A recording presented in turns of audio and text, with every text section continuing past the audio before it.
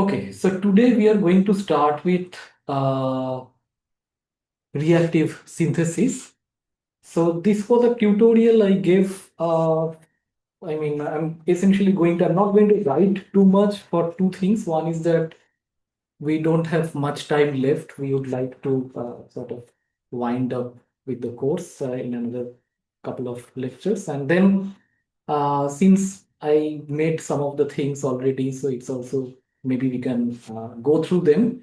And whenever necessary, I'll write a few things. It will possibly speed up. So we start with charge synthesis problem. So this was Alonso charge, right? So all of you might have heard of charge for the charge Turing thesis. So charge was the proponent of something called lambda calculus, and then Turing came up with his famous Turing machine. And then the charge Turing thesis essentially, there are lots of things, lots of ways to state that. So one thing which is an upshot is like that the lambda calculus and the Turing machine, they are equally powerful, equally expressive. Okay, Church's lambda calculus and Turing's Turing machine. So in 1957, Alonso Church proposed this problem, which is called the synthesis problem. Okay, what is this synthesis problem? So essentially, you can think of like a specification, but now the specification has some input in the alphabet. There is an input alphabet and there is an output alphabet. So the input alphabet, it has some letters A1 to AN, and the output letters are from B1 to Bn. And the specification is, again, like it's a language which is a subset of I cross O omega. And the problem is like you design a circuit which realizes phi. So I did not so far say what does realize mean, but the idea is design a circuit C which realizes phi. Now, what is a circuit? What is meant by realization? That we will see. So the idea is the following, to keep it intuitively, like you have some inputs that are coming one after another, one letter at a time, one input letter at a time, and then the circuit needs to produce these outputs again one at a time, O1, right? Output O1, O2, O3, O4, like this. And this will result in an infinite input output sequence, like I1, O1, I2, O2, I3, O3, etc. And this must satisfy, like, so this infinite sequence should be in the language, right? So this specifies a language. So this should be in the language. So the infinite sequence, the resulting infinite sequence that is being produced, that should be in the language, and this should be for all such input sequence. In whatever way the inputs come, the input letters come, you have to produce the output such that this infinite sequence should be in the language. Is it okay? Now, I can say that, not everything may be realizable. Okay, so this is just one thing I'd like to note. Not everything may be realizable in the sense that suppose that my current output depends on some future input. So, for example, this specification that you just saw now, what does it say? What was the language? It has a finite use over. No. If and only if the output is one, if and only if you have finitely many A's. So at this, today you are outputting a one. If in the infinite future you see only finitely many A's, right? Now, this is like the input is coming from some environment. Okay. The output is produced by a system. You can think of like this. So the input is coming from some environment and the output is produced by some system. And you have this specification phi that you need to realize. Now, today, as the system, like I produce, for example, there is a one I produce. But the environment can later provide infinitely many like input A inputs, right? So all I can do today is based on what I have seen, what is the history, what is the past. I cannot make some decision based on what the future is going to be. I mean, today I cannot make a decision because I don't know the future. The future is not under my control, right? So I produce a one, But then if you are the environment, if you are planning, if you are choosing on the inputs, you may just keep on producing infinitely many years, right? So it may not be realizable. Okay. So like this was slightly different. It says that, okay, you have this ABC 1, 2, 3, but essentially the idea is the same, that today I produce a 1 if and only if B occurs infinitely often in the input, right? So this is unrealizable in the sense that there may not be a circuit which, there doesn't exist a circuit which can actually produce the output sequences in a way such that the word which is being produced this way, it satisfies the language. Is it clear? Right? I produce maybe, now I produce a 1, and then if you are the environment who is producing the inputs, you may just produce infinitely many B's or infinitely many A's, right? So yeah, just to be like, I'll write it. Uh, so it was finite or infinitely? A occurs finitely or finite. If there's a if A occurs finitely. So I got it. Okay. Got it? Okay, good. Thanks. Okay. Yeah. Huh? Okay. Thanks. Yeah. So you can write this condition also, like whether the parity, how you want to, like whether it is odd is max is odd, max is even, mean is odd, mean is even. So, okay. So now I'm going to give you an example of such a specification, another example. Like suppose you have the inputs are ABC and the outputs are 1, 2, 3. And the specification is the following, that the highest number occurring infinitely often, the highest number occurring, the number comes from here, occurring infinitely often equals the number of letters occurring infinitely often. Is it clear? The highest number, thanks, occurring infinitely often equals the number of letters occurring infinitely often. Is the specification clear first? Yeah. Right? Highest number. So now if I look at such a word, is the word in the language? Why? Because A, B are coinciding. Yeah.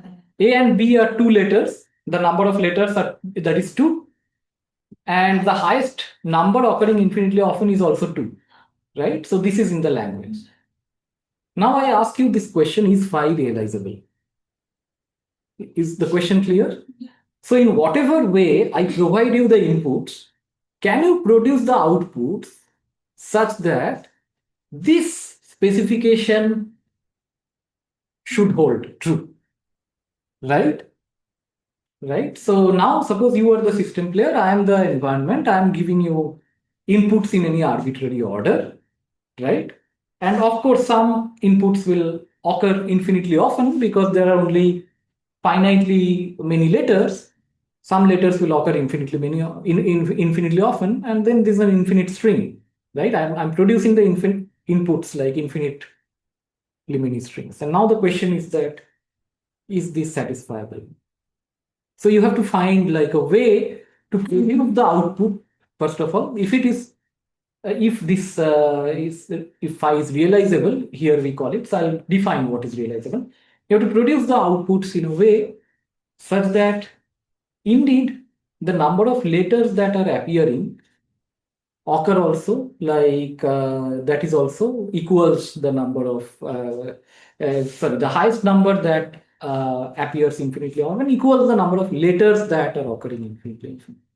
So you should have a generic strategy, like I mean, irrespective of what sequence of inputs I'm providing, you should have a generic strategy to produce such numbers, right? So that the number. So suppose you say that I always, suppose your strategy is I will always produce 3.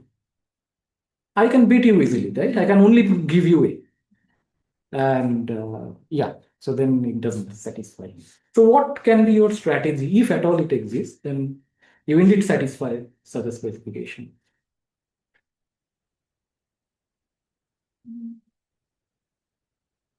Maybe whenever A is there, keep outputting 1, but when a new letter comes, you put the next one. No, but that doesn't work.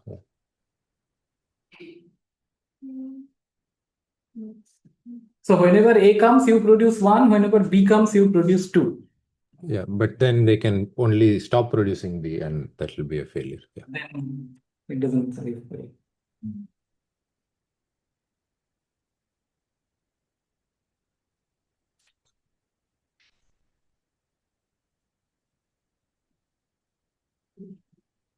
See, I mean, this last section is called this reactive synthesis. So you will have a flavor of games here. So we are already seeing like there is a player who is providing you the inputs, and then you have to get a strategy which will produce the output so that you satisfy the specification, right? So there is a strategy. So can you first of all get such a strategy? If so, what can be a strategy? What do you do? Okay, so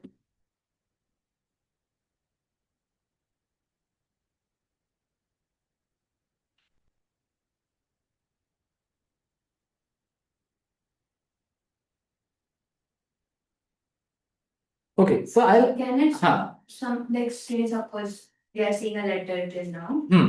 It keeps one. Now it sees a new letter. Hmm. It will keep two. But then after this it should keep verifying whether these two letters are so okay that it could that should answer.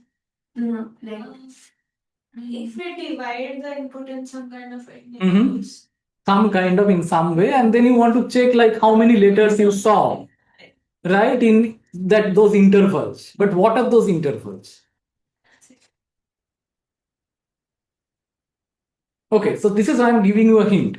So every time you see an A, you see when you saw the A for the last time. It can check back. Yeah. Okay, I mean you have the whole history, right? So what is my strategy? The strategy is given my history. I want to output something. So the history is with me. I cannot look in the future. I can look in the past. And then you check how many letters occurred in between the. Exactly. So every time there's a new letter, you see when the last letter, the same letter appeared, and see how many different inputs, different letters that came, and you produce that number.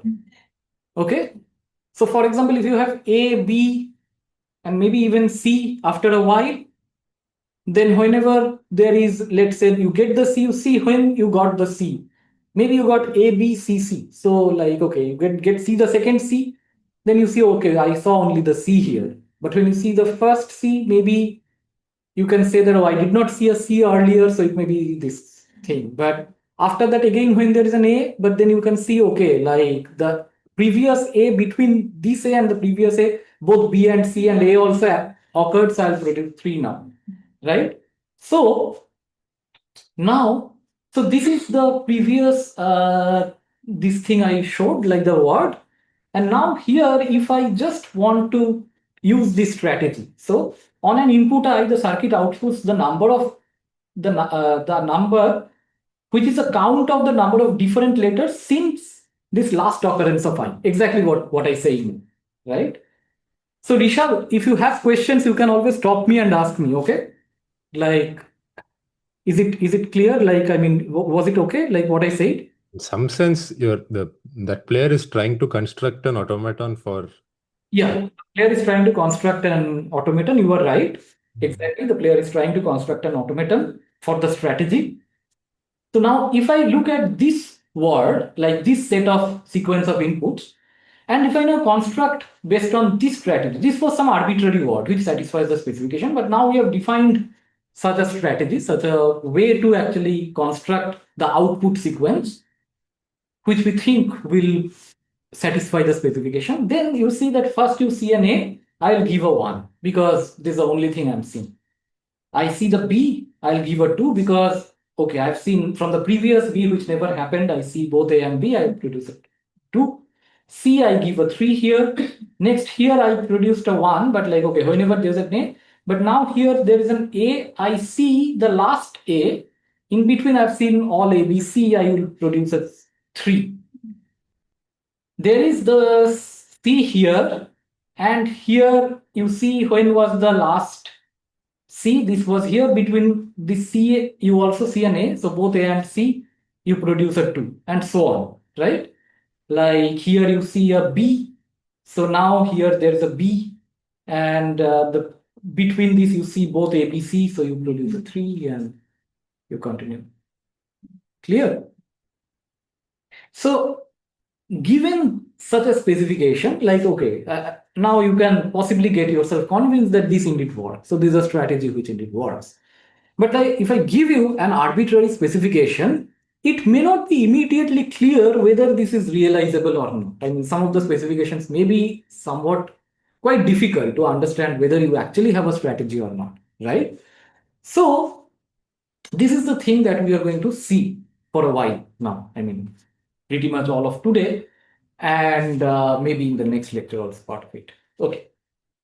So 12 years, so after Church proposed this problem in 1957, so after 12 years, Bushi, like you know Bushi already, so Bushi and Landweber, so they came up with this theorem which says that it is indeed decidable if the specification is in some given format. Like you cannot have completely arbitrary specifications, but if they are in these logics like LTL, MSO, S1S, right?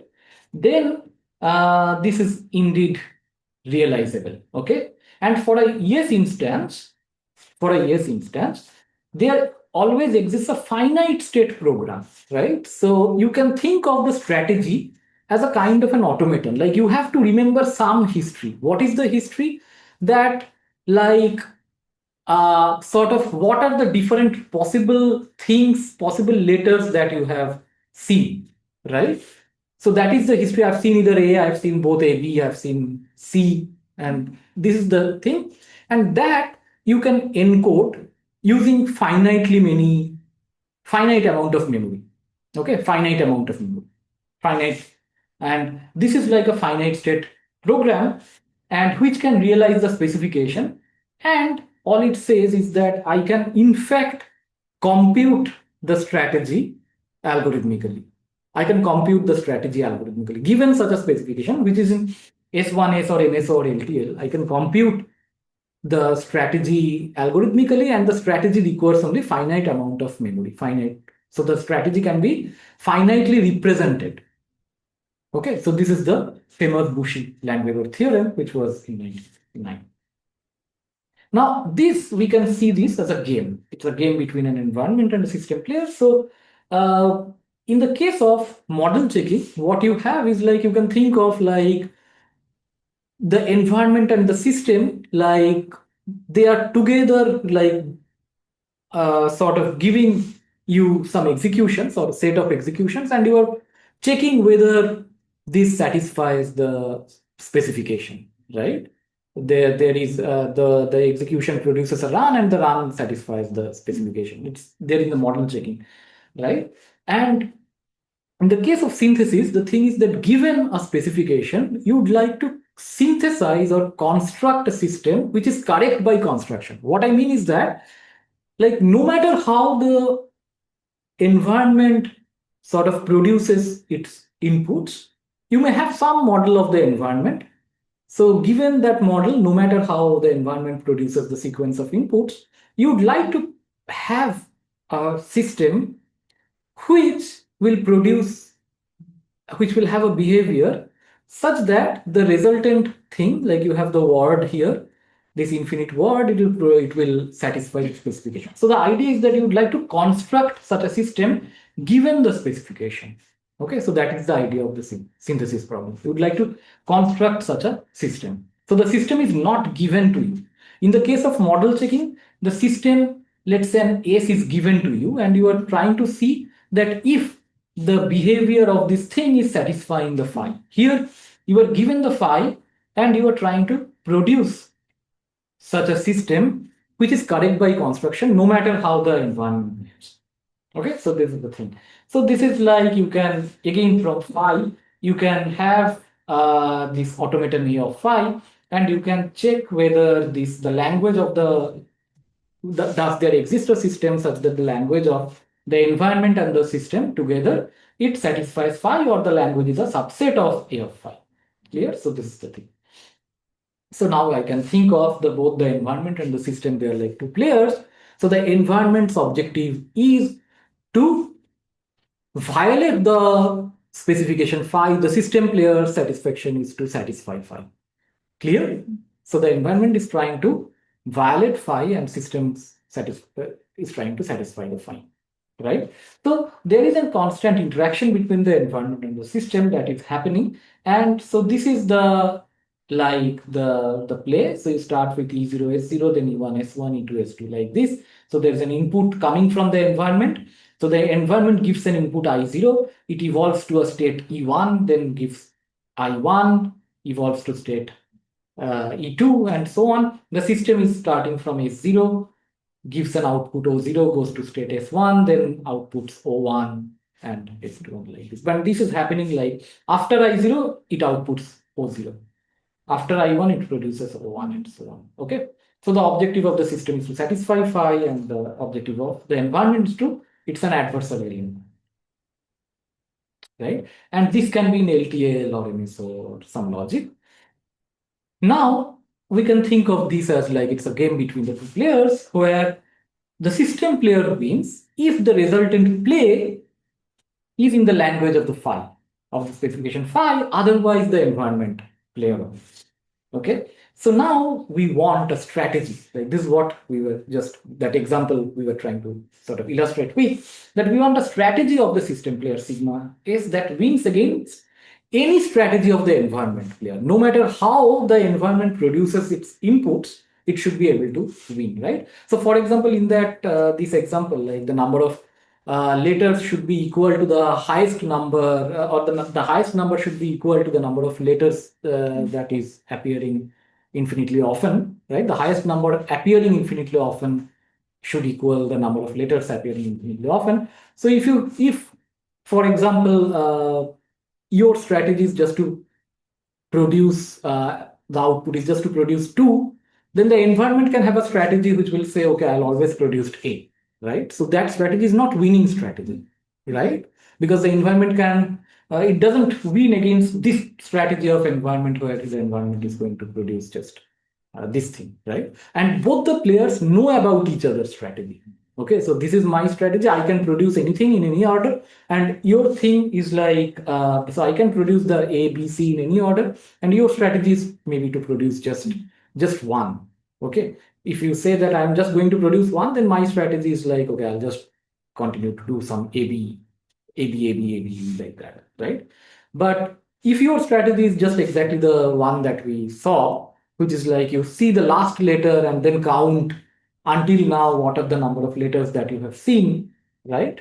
And then no matter what I do, in whatever sequence I produce my inputs, you are always going to satisfy the specification. So that is your winning strategy. Okay. So now essentially what it means is that if you have a winning strategy, if the system player has a winning strategy, it corresponds to a correct system, to like there exists such a correct system, okay, which will satisfy the specification.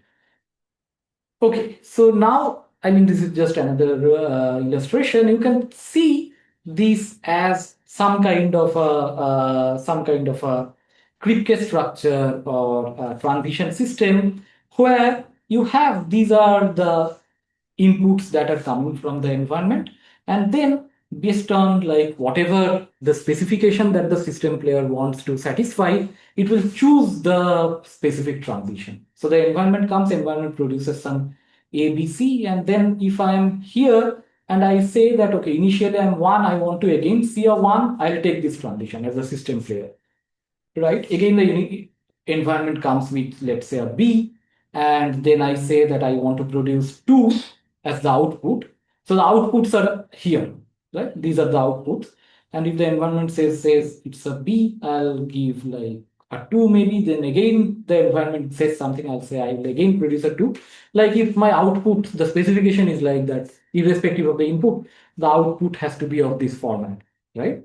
So then all I need to remember is like, yeah, whether I'm produced like this thing, or I am producing this thing, like it's the first day or the second day. I need some memory, right?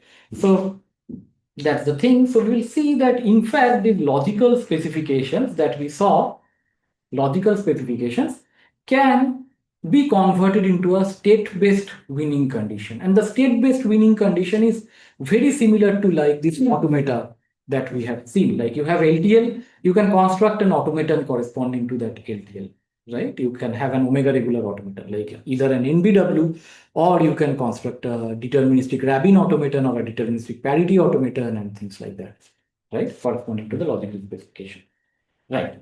So, and we say that the specification is realizable if there is a strategy for the system player to win the game. Now, the strategy is represented by two kinds of machines, which are usually we talk about two kinds of things.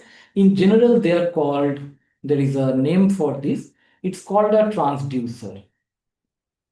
Okay. So what is a transducer? It's an automaton with an output. So you have input, you are also producing the output. So you see something and you are also producing the output. So the strategy, what does it do? The strategy, given a history, given a sequence of inputs, it will produce the output, right? So now why I am saying it's an automaton with output, because it's encoding the strategy where it's seeing what inputs you have seen and then it is producing the output, right?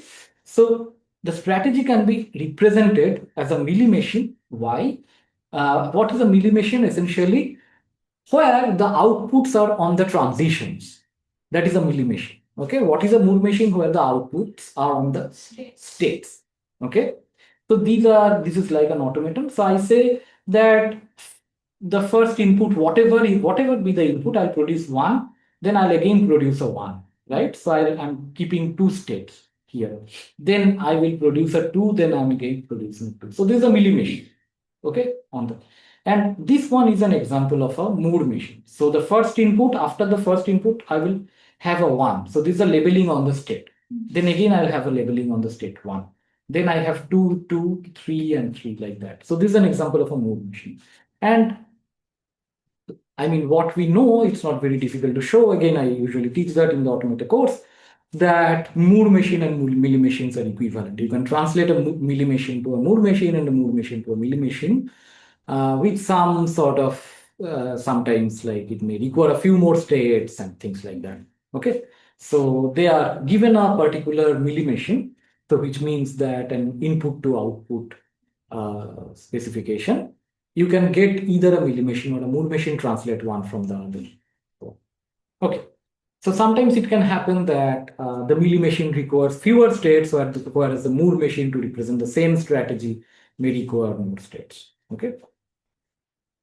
Good. So this logical specification to the state-based acceptance condition, which we have already seen, it uses several advances in automata theory, like it uses this LTL to automata translations, and we need a deterministic automaton. Okay, so the idea is that, like, when there is a game that is being played, there is a strategy, right? It produces a single that execution, right? It produces a single infinite execution. So there is a deterministic automaton which acts like a monitor, essentially. There is a deterministic machine which acts like a monitor, and it decides whether the input output sequence, it satisfies the specification. Okay. And based on whether the sequence is accepted by the automaton. But here I need a deterministic machine. Okay. It should be able to. We'll see more of that, like why the deterministic machine is sort of important. It's philosophically also, like, because you are producing a single run, and then you are checking that single run, you have a deterministic automaton corresponding to that.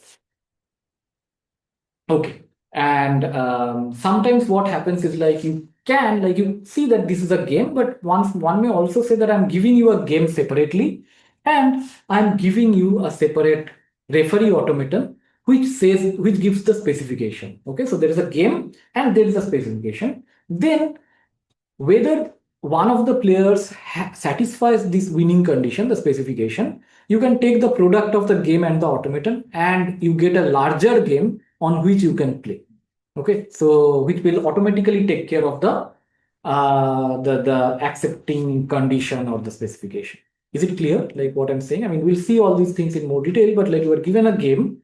So the game just says, okay, these are all the different possibilities that can happen. Now you are saying, you are also given another specification, which says that maybe there is some sort of like maybe some bushy condition that these vertices of the game need to be visited infinitely often. Now this bushy condition can be encoded separately using an automaton, and then you say that I take the product, and in that product game you have to satisfy the objective in some sense. Okay, so that's the sort of idea, and we'll see some. Now just to talk about like the reachability objective.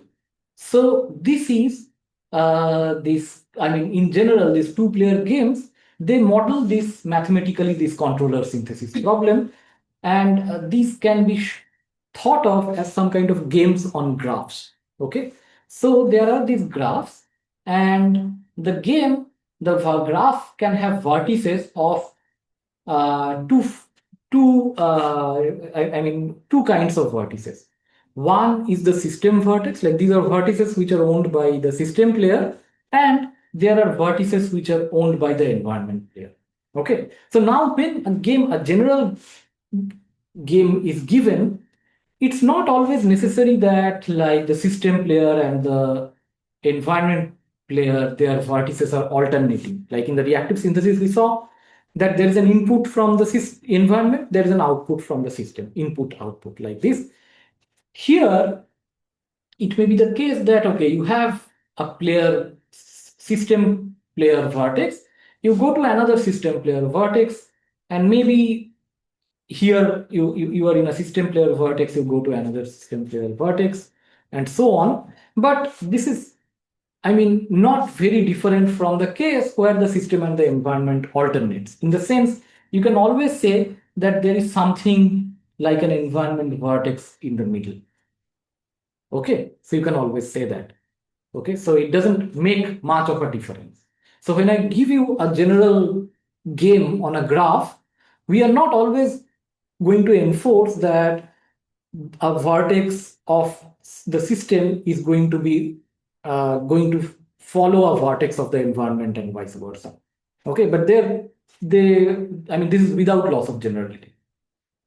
Okay, so now how is the game played? So there's a token on an initial vertex, and then the system player moves the token from the, okay, so if assuming like, so there is an initial vertex, if the initial, so the set of vertices is partitioned into the two players, the system and the environment player, the set of vertices are partitioned, and now whoever owns the vertex, the token is in some vertex v, and whoever owns vertex v will move the token. Okay, will move the token to through one of its outgoing transitions or outgoing edges. And then suppose here the token chooses to move it here. Then now this again belongs to the same player, the system player. Now the system player moves it here, suppose. Okay, that is the only choice. Now the other player, like this is the environment player who owns this vertex, now will decide where to move, whether to move it here or to move it here. Okay, so there is a non-deterministic choice here, and maybe it can choose to move it to here, okay, rather than moving to N3. Okay, so this is how a game is being played, and it will produce an infinite game. Okay, so the choice of the system player are those input letters, which are modeled by the edges from the system player, and the choice of the output player models the or the choice of the system player models the choices from the output alphabet. Okay, so the input alphabet and the output alphabet. It's like here you can see this is like the choices of the outgoing edges from the corresponding vertices. Clear? Okay, good. Now, suppose I consider this particular objective, which is a reachability objective. Now so I also call this player mean. So system, I will call player 0 or player mean, environment is player 1 or player max. So they're all of them are the same. So I just use all these different terminologies. But so now suppose the game starts from here, and the objective is to reach L3. Okay, objective is to reach L3. Now, does the system player have an objective, or does the system player have a strategy to win this objective? What do you think?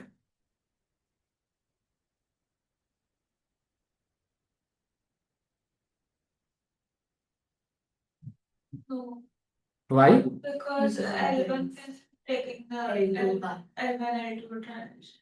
L1, L2 transition? Then the environment is forced to go back and will keep looping. Yeah. No, but why would you choose to take L1, L2? I can Even the other side at L5 will keep getting sent back to L4.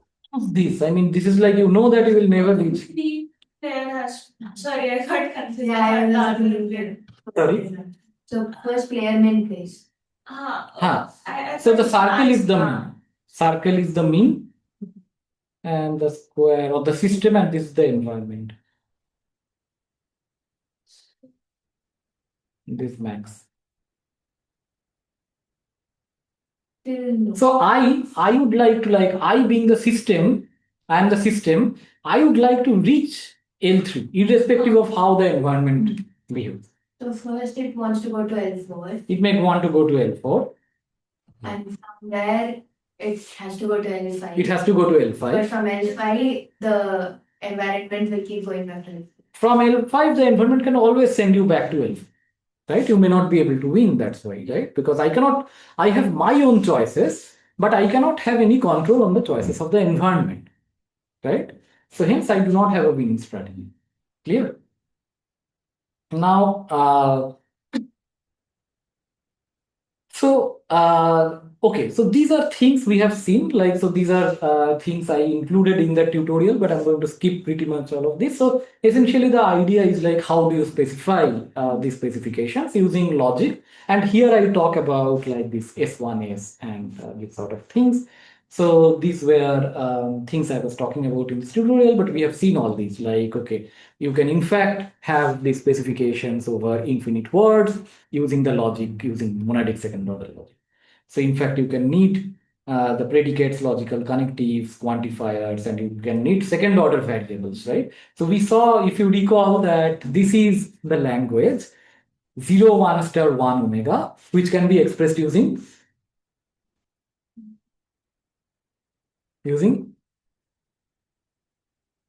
first order logic. And what we could not express is 0, 0 star omega, right? So we had 0, 0 star 1 omega, which we could not express using first order logic. What about LTL? It's definable. The first one is, but the second one isn't.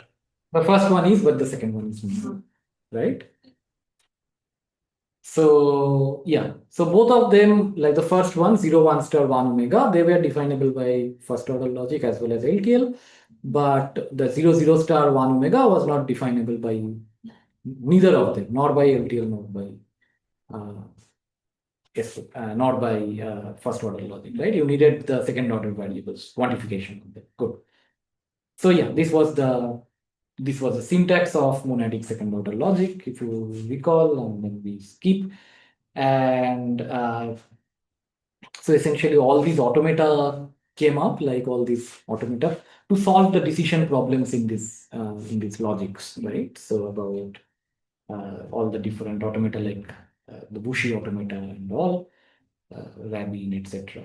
Right. So now here I was talking about this automata, which again we all know, deterministic, non-deterministic Bushi automata. Some examples of infinitely many A's, finitely many A's. We also talked about these other acceptance conditions, Kobushi, Rabin, Street, generalized NBW, parity, Muller, etc. Okay, and then we also looked at their like how their expressiveness of these things. So what do you remember about UCW, NCW, DCW?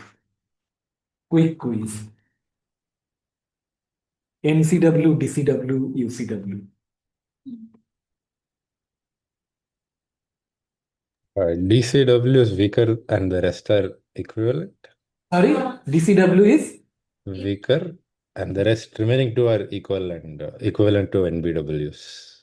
Okay, somebody else is saying something. Yes. DCW and NCW are equivalent. DCW and NCW are equivalent. That is true. And I don't remember CW. UCW was equivalent to NBW, the whole of omega regular. Okay. Okay, and we used, in fact, what did we use to show that DCW and CW they are equivalent? Miyano Hayashi. Okay, so we used the Miyano Hayashi for that. Yeah, though the Miyano Hayashi was particularly on the ABW, but then you can argue with this. You can actually argue for the Kobushi condition by duality and all, right? Good. Okay, you remember a lot. I think it's good. Okay, so now, so this was all fine. What we are going to do is now synthesis with LTL, right? So the logical specification is given in terms of LTL, and we are trying to talk about the synthesis problem. So how is the synthesis problem is different from the standard verification problem? In the verification problem, when you have sigma, it is not that the input and the output are separated, right? It's you don't have such a separation for the standard model checking or verification. You just talk about the behavior and it satisfies this thing, right? Yeah. You don't talk about like the input and the output separately. Whereas in the case of synthesis, you talk about the input and the output separately. Like there's an input, the output has to be produced. Input, output has to be produced, right? And that is what the reactive synthesis is about. And in general, first of all, like just a comment here is that program verification in general can be undecidable. Why? Why can it be undecidable?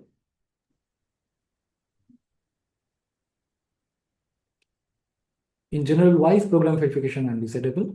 Because of the halting problem? The halting problem. Like it can talk about like you can have an arbitrary program is like a Turing machine. And you can even don't talk, you cannot even like argue about reachability. Like you cannot even that is not even decidable. Just simple reachability, right? You cannot, I mean, now think of like even more complex properties, right? I mean, repeated reachability, for example, like the bushy thing, repeated reachability. So that's even more complex. So that is certainly undecidable, even because you cannot even talk about standard reachability. Now, so what do you do? Like if these things are undecidable, what do you do? I mean, you stop there or there is something else. So what do you do? Like if something is say, you restrict it to smaller classes, correct? So that's why you have, for example, finite state automaton, you have push down automata, you have other kinds of machines, right? Where you say, or you restrict in terms of time and space, and you get different complexity classes, like you restrict the Turing machine, or you get other kinds of machines also. Like there are different kinds of machines. You can talk about like these counter machines, like so also there is something called a two counter machine. I don't know if you have heard of. So there is something called a two counter machine which can also simulate the Turing machine. Okay, so you can talk about, instead of two counters, you can talk about one counter, which is like a push down automaton.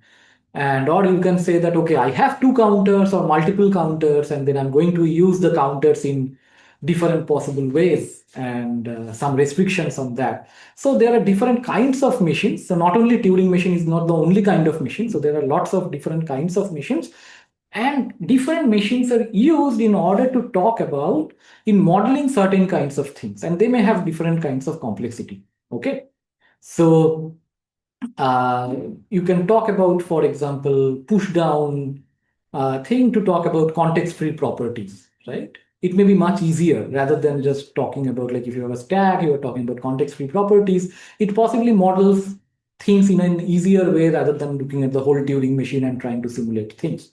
So that's why we have these different kinds of machines. If you're talking about finite state properties, you can directly talk about an automaton rather than saying, oh, I have a Turing machine and then I'm having such and such restrictions and things like that, right? So that is the thing. And now we are going to talk about LTL synthesis. So I also talked about linear temporal logic, which I'm going to skip now. So we know about all these things. And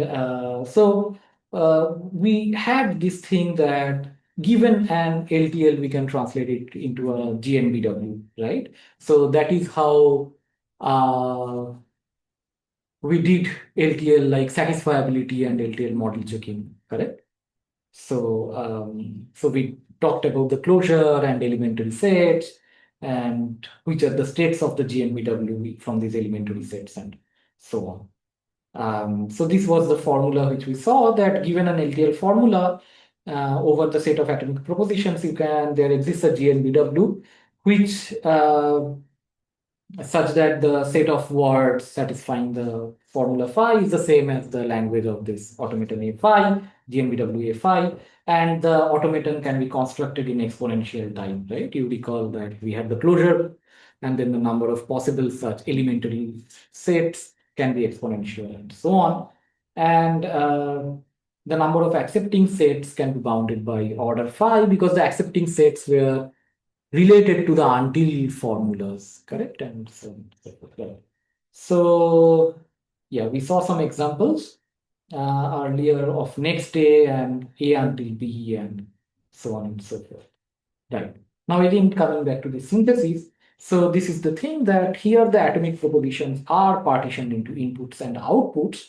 And now this is the idea that a transducer or a program or a system that realizes the specification if for every sequence of inputs, the sequence of outputs, it satisfies the specification. So here again, there is a very simple example, like on the transitions, I'm giving the inputs, and on the states, I'm labeling with the outputs. So if you have always, it is the case that there is a G and an R. So R stands for some kind of request, and G may stand for some kind of a grant.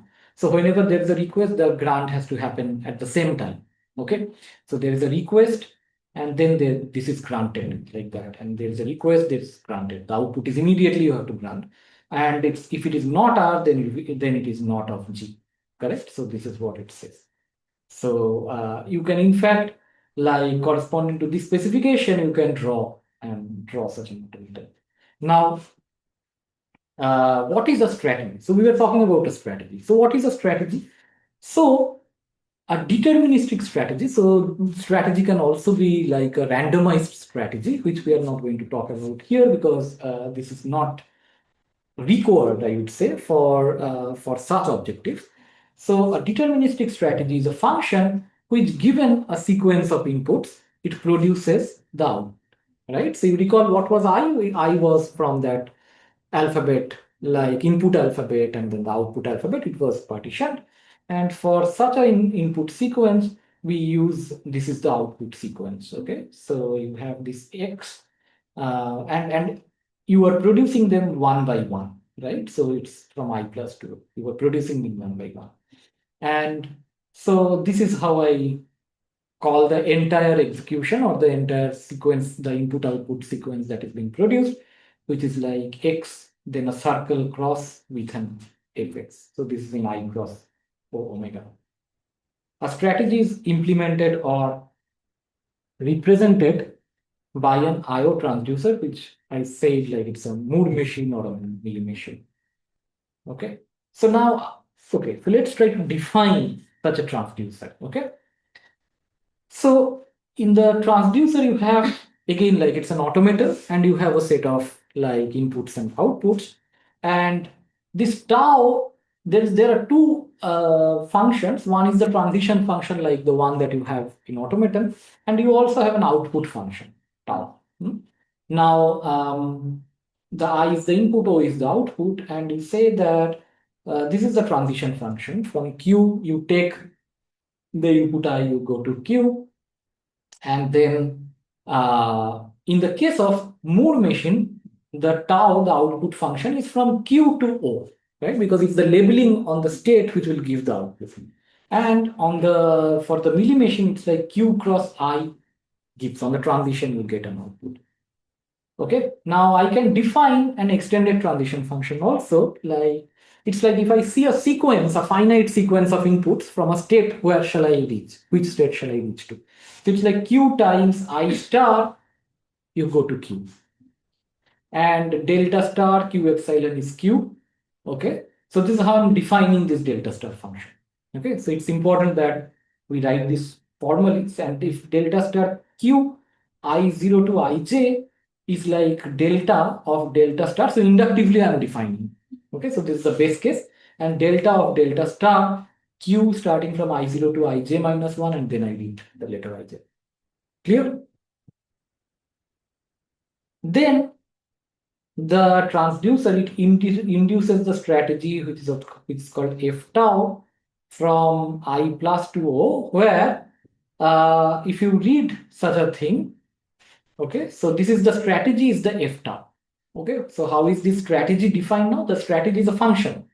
Given the sequence of inputs, you have the output. So you will see that starting from my initial state, if it is a Moore machine, by reading this sequence of inputs, where I am going, and that is given by the delta star, where I am going. You reach that state and you produce the output, which is the label on that state, right? So that is how the strategy is defined. The strategy is defined by this output function and the delta star. Clear? So I see where I am reaching for the Moore machine, and then the label on that state.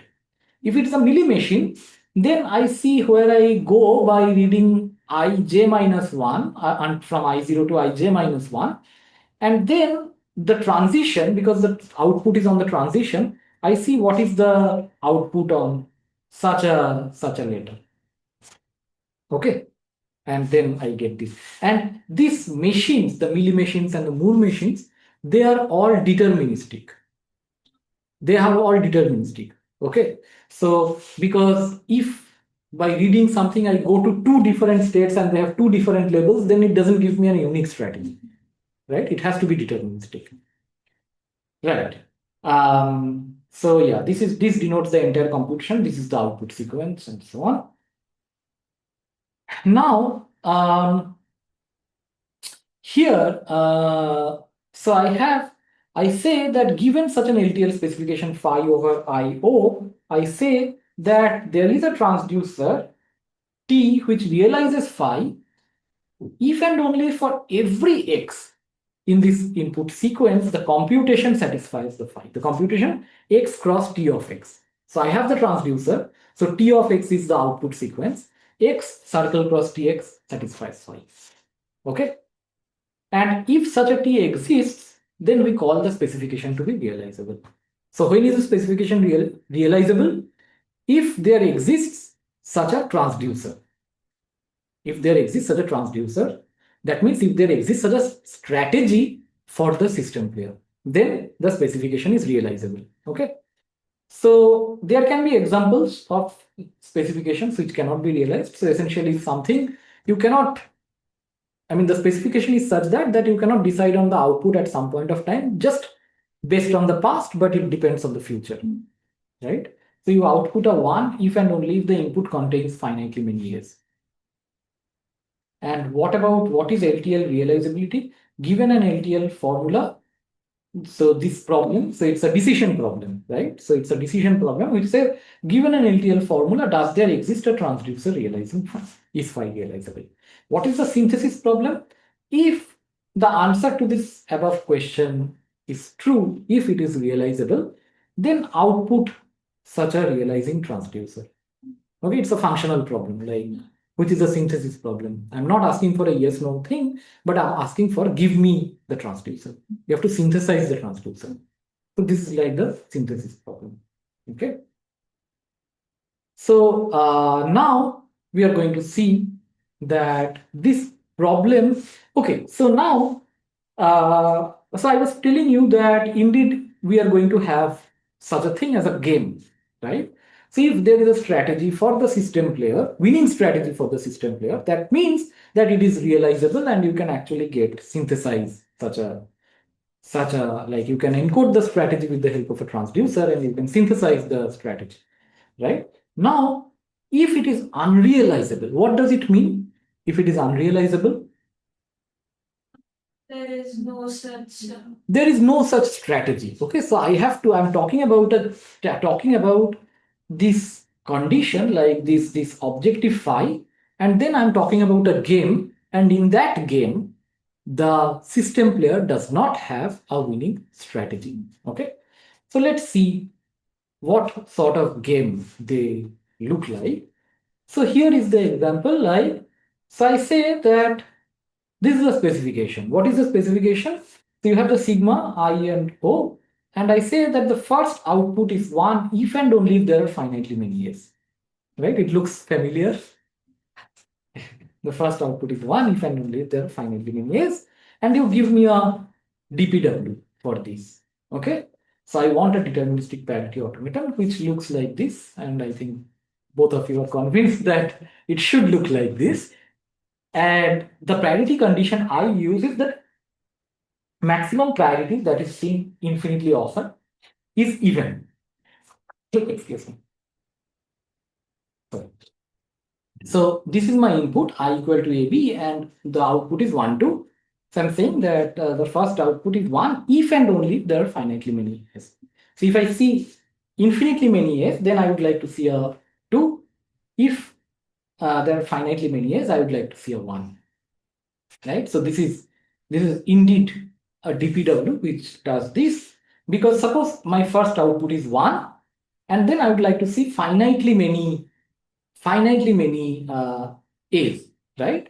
And I'm using the parity function, which I'm more used to, like it's just I use a priority function. Okay, so I use a priority function which is like from state to the set of naturals. Okay, I just put a priority of, like, here I put a 0, here I put a 1, here I put a 0, here I put a 2, and here I put a 1. And my condition is that the maximum priority that is being seen infinitely often should be even. Okay, this is the condition that I'm using. You can use different things: minimum priority odd, minimum priority even, or maximum is odd. So I'm using maximum priority being seen is infinitely often. So what does it do in this DPW? So the moment you see a 1, I go here. It's a deterministic automaton. The moment you, it's not, it's just just the language. I mean, so far I'm not talking about like the input output being separated. It's just a language L over I cross O omega, right? And I have a specification over this language, and I'm trying to get an automaton corresponding to this. There is no synthesis as such so far in this. Okay. So now what do you do here is like, okay, I would try to construct the I have constructed this automaton which does this, that it goes here, and now I would like to see only finitely many A's. So suppose if I see infinitely many A's, so then I'm going to see the 1 infinitely often, right? And hence the maximum priority that is being seen infinitely often is 1, which is odd. So hence it does not satisfy this parity condition, and I lose. But if I see only A finitely often, that means I will see only the zeros, and I'm not going to see the 1 infinitely often. I'm going to see the 0 infinitely often, in which case the maximum priority that is being seen infinitely often is 0, and which is even, and then indeed I accept here. If on the other hand it is 2, that means then, and I would like to see A infinitely often. Okay, if I'd like to see infinitely often, then I'll see the 2 infinitely often, okay, which is the maximum priority, which is even, and I accept. Okay, so this is one path where I'm accepting if there are finitely many A's. Here I'm accepting if there are infinitely many A's. Now I have to construct. So if I talk about the now the synthesis problem, the realizability problem. So this was just, as I said, that this is pretty much like the language over such a language. There is no synthesis really. I'm just constructing an automaton. Here I'm talking about the uh, essentially the game. Okay, so how is the game constructed? Okay, so you have this parity automaton, you have the DPW. We know that DPW is essentially, it can capture all of omega regular languages. So how this looks like? So you have this. So there is an input coming from the environment, and then the system player has to respond to it. Input is coming from the environment, the system player has to respond to it. So I will have some states which are the states of the environment. Essentially, these are the states from where the environment produces the input, and the system states are the ones from where the system player will produce an output, right? So I can draw such a game exactly like I have this automaton, and from this I'm going to get this. So what I will do, whenever I see some input, I'll go to a system player state from where I'll produce either 1 or 2, like depending on what I want to produce. Okay. Right. So if I have, let's say I start with an A.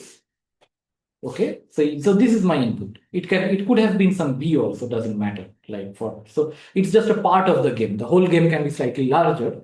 So suppose it produces an A, and now it produces an A. Now the system player has two possibilities. Either it produces a 1 or it produces a 2. Right? Now if I produce a 1, then I go to this state Q1. Okay, I was at here Q0. There is an intermediate state after this A input. I call it Q0 comma A. This is the intermediate state. So this state is the environment state, the circle. The square state here is the system state. Maybe earlier I had some other notations. Maybe square I used for the environment and circle for the system, but here the notation that I'm using. So this is essentially the environment and this is the system. Okay. Sometimes the notations in different text can change, even in my slides also. But in this here, this is the convention. And now, is it clear? Like, so now I see the system. So this is the system state because the system has to produce an output. And this is an environment state because the environment has to produce an input. Now I can either go here or I can go here. So suppose I produce a 1. Suppose I produce a 1. Okay. So output a 1 if and only if there are finitely many A's. I produce a 1 here. Now I go to the state Q1 again, from where the environment has to produce inputs, right? But you see that the environment can have a winning strategy here. Why? Because here the environment can choose to produce infinitely many A's. The environment can choose to produce infinite. So the environment produces an A again. So I am here, okay, I am here, and I can produce either 1 or 2, doesn't matter. So the environment produces an A, I can produce either 1 or 2, doesn't matter. I'm still here.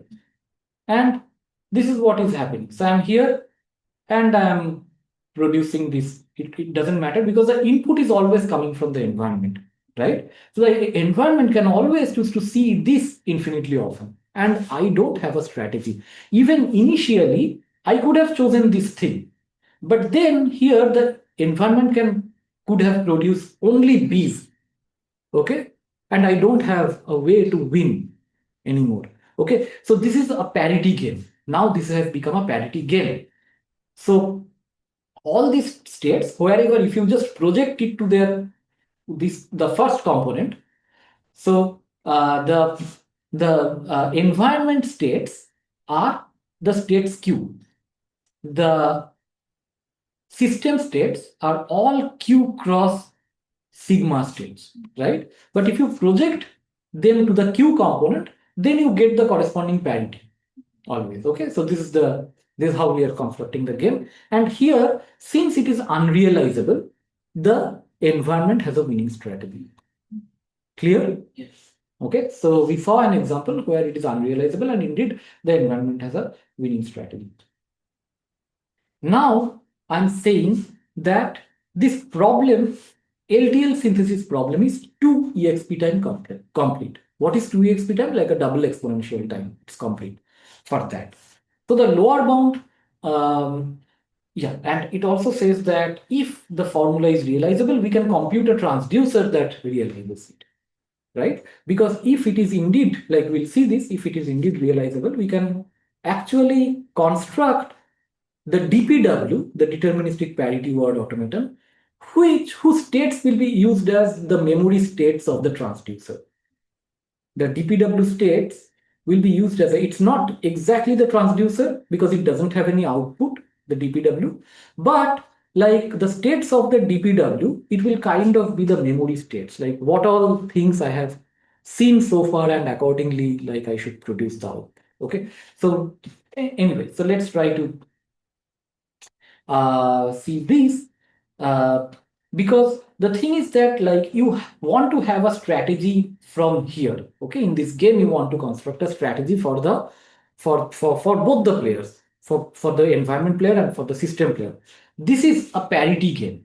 Okay, this is a parity game. And what is known about parity games, this requires a proof, which will not do in this course, that parity games are memoryless determined. Parity games are memoryless determined. She was talking about this in her seminar, this thing. So what it means is that both the players in a parity game, both the players in a parity game, they have memoryless winning strategies.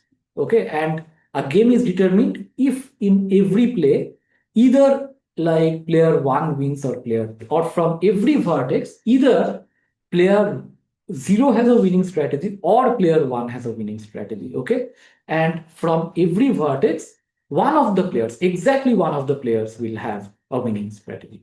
Okay, so that is the determined, and this is memoryless determined parity games. So, and this parity game is built on not sort of, I mean, this parity game is built on a game graph which can be double exponentially larger corresponding to the LTL formula that is being provided. Okay, so let's see a bit about how this is done. So consider a DPW for this formula phi, and the size of the DPW is double exponential. Okay, how does the DPW look like? So you have Q, and then you have this I cross O, input output. This is the initial state Q0, then there's a delta, and then there is an alpha, which is the priority function. So you start with the phi, which is the LTL formula.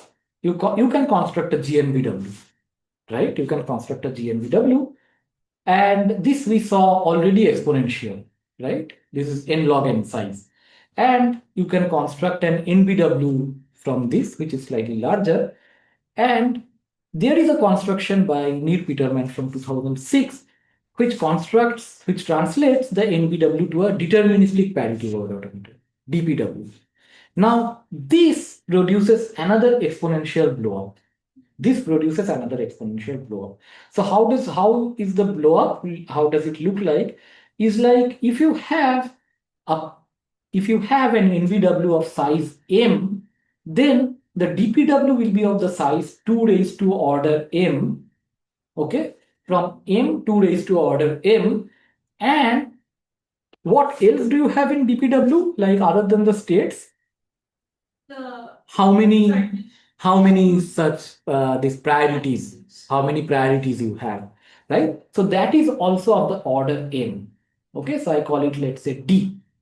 Okay, and a parity game. Now after that you have to solve the parity game also in order to find a strategy, right? You have to find a strategy, you have to solve the parity game and check whether the system player has a winning objective or not, if the system player has a winning strategy or not. And if the system player has a winning strategy, then you say that indeed the phi, the specification, is realizable. And the parity game can be solved like if there are, let's say, r vertices in the game, and if there are these d winning sort of d priorities, then it can be solved in time complexity r raised to d. So there are better this thing also, but even if we consider r raised to d, we are fine. Like, I mean, we cannot do anything better than double exponential, but like we'll still end up with double exponential. I mean, even with r raised to d also. So there are some quasi-polynomial time algorithms from 2017 which got a talk best paper award for parity games. So this is like, but this is even exponential, and using both we end up with double exponential, like whether we are using quasi-polynomial or this. So why this is double exponential is because this DPW is already double exponential. Is it clear? Like why? Because DPW is double exponential. So you get like the size which is 2 raised to 2 raised to n. Because from LTL to NBW or GNBW, and from NBW to DPW, get double exponential. So first thing is already 2 raised to n log n, and then there is a 2 raised to this 2 raised to n log n. That is because of the DPW, NBW to DPW. And the parity game, as I said, like on this, you have further the D, which is the number of priorities that you have. And the D is already like the number of vertices in the parity automaton. And that number of vertices in the parity automaton was like sorry. So not the number of vertices in the parity automaton, the number of vertices in the GNBW. Okay. So um, okay. So this is the thing. So if I started with M, then this is like order of M is D, right? So this thing like I already had a 2 raised to order n log n actually. So this gives me double exponential, where n is the size of the LTL formula. Okay, so this is that it is indeed in 2exp time, and we can get a lower bound using a reduction from the alternating exp space Turing machine. So alternating exp space is the same as 2exp time. Okay, so alternating, you have seen what is an alternating automaton, right? You can also think of an alternating Turing machine exactly in the same way, that an alternating Turing machine is essentially like, so you have some states are partitioned into universal states and existential states. From the universal states, some execution, some successor execution through some successor has to be accepted. For the universal, all through all successors, it has to be executed, right? So the alternating, I mean, machines. So alternating exp space, there's an alternating Turing machine which uses exponential amount of space. This is equivalent to double exponential time Turing machines. Okay, so if you remove the alternation and consider about just standard Turing machines, so it will be Turing machine. So you show the reduction from alternating exp space Turing machines to show that it is 2exp time hot. Good. So I think I will stop here, and next time we'll start with a lower bound proof, the last lower bound proof we'll see in this course, which is about that this is something, this 2exp time you cannot really get rid of, because there is a family of LTL formulas for which the size of the transducers, the minimal transducers, is in fact of the size double exponential. Okay, so we'll start with that, and then we will finish this reactive synthesis, and then I'll talk about the games on graphs. I'll start already in the next lecture, and then maybe I'll finish that in the lecture after. So we are almost half done already today. Okay, so Rishal, any question before we end? No questions. So let's stop the recording.